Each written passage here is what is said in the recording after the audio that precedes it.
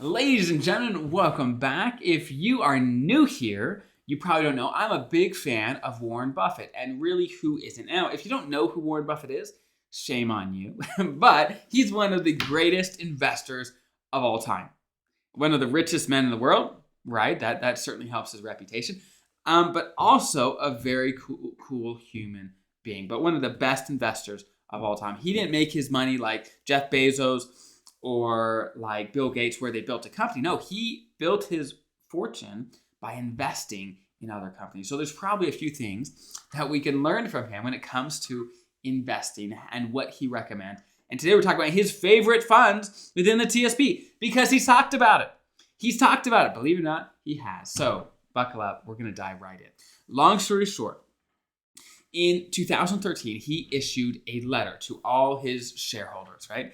And he does this all the time. He does this every year at least. And he put in there, he said, hey, look, if I pass away, right? And again, this is one of the greatest investors of all time. He said, if I pass away, for my wife that I leave behind, I'm going to invest the money in 90% S&P 500, which is the C fund, by the way, which is the C fund. So I'm going to invest 90% of the money in the C fund, basically, and the other 10% in government securities, which is similar to the G fund. Okay, that's what he said. Hey, look, if I die, I am directing. He's got a whole trust. He's got a whole thing. He's got billions of dollars. So he's certainly got a little different situation than most of us. But I think it's incredible information to have. Now, one of the wealthiest people of all time is keeping it super simple. Say, hey, look, while I'm alive, I can decide how to invest my money. But when I pass, I know my wife doesn't want to have to deal with this, and I want to get her the best results I possibly can.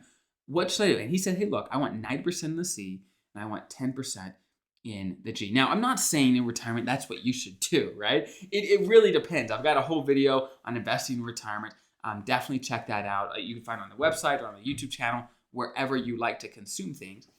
And long story short, though, he said, hey, look, he's not getting complicated. He's not getting fancy. He's saying, I want the simple, basic stuff, which the C fund and the G fund are simple, basic things, which as federal employees, you should know well, okay? So what can we take away from this? Is that one of the greatest investors of all time says, hey, look, I want my wife to be successful, and I want to invest in simple things that are going to do well over time. And the C fund and the G fund are some awesome places. Now, the other funds have their place as well. I'm not saying ignore those, right? But we know that the C fund and G fund are, in fact, Warren Buffett approved. So that is good news. So I hope that's helpful. Again, just to be clear, Warren Buffett didn't actually use the word C fund. He said the S&P 500, which the C fund is invested in the S&P 500, so they are almost synonymous, right? And he didn't say G fund. He said government securities, which the G fund is government securities. It's very similar, okay?